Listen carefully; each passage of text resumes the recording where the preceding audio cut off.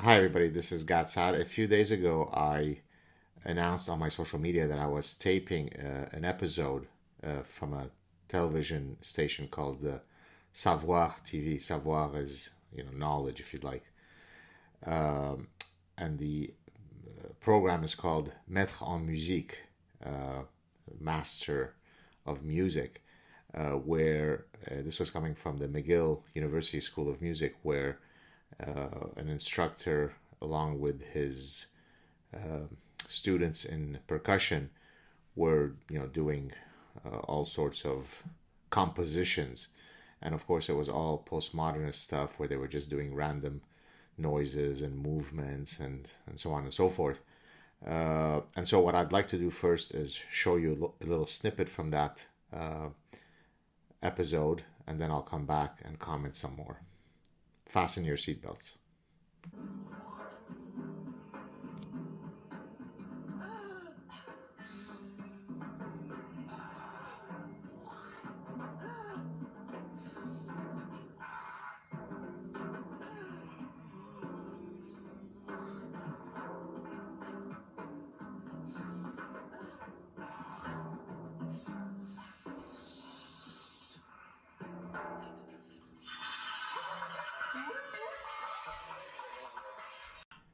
So, did you enjoy that? Pretty impressive talent, isn't it? This is what happens when you place the magical baton of postmodernism on anything. So, postmodernist writing simply becomes random gibberish that masquerades as faux profundity, as I explained in The Parasitic Mind. I also explain in The Parasitic Mind right here to the extent to which you can take this kind of, art is subjective, writing is subjective, meaning is subjective, reality is subjective. There was a exhibition, an art exhibition that was an invisible art exhibition. No, this is not Gad satire, right? So you just walk into an art exhibit and it's just invisible art. You just project whatever meaning you want on the empty space. This is what happens when people are parasitized by the granddaddy of all idea pathogens, postmodernism. By the way, the clip that I shared with you, the 30-second clip, the whole show is about an hour.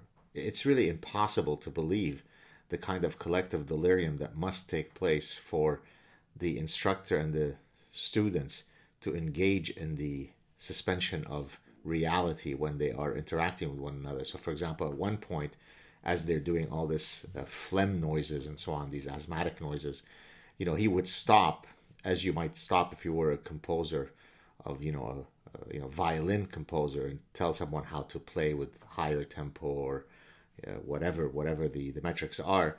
He would say, take a noise like, no, you're saying wrong. It's and they would just engage in this thing where they're just doing these random noises, and somehow that is an education. So phlegm, or the expelling of phlegm if you're asthmatic, becomes a form of percussion music at a music school, and a prestigious music school at that.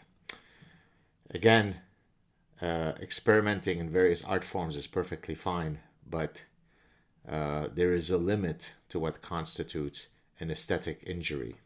Many of you know that I've used that term when describing the repulsion that people feel for Donald Trump. They view him as an aesthetic injury. In this case, an aesthetic injury is anything that defies what we would perceive as a commonsensical approach to aesthetic beauty. So I may not like classical music, but yet I recognize that there is an inherent virtuosity that comes with knowing how to play the instruments that compose a classical movement.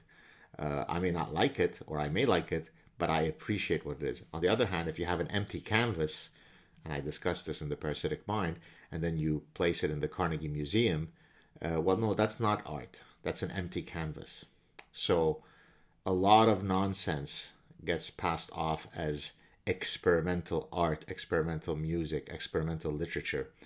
It's not experimental anything. It's pure bullshit. It's a pathogenic movement that fools gullible people into believing that you're engaging in some sort of philosophical or aesthetic profundity. You're not. Take care, everybody. Cheers. Oh, and by the way, the students in question that you saw, I don't mean to attack them. This is not about them, but it was a station that is meant for knowledge, so it's perfectly fair criticism. It's part of fair use to take that clip and critique it. Suppose that they had taken out massive loans to pursue their education. Should you be working extra hours as a welder to support their and then random noises? Take care, everybody. Cheers.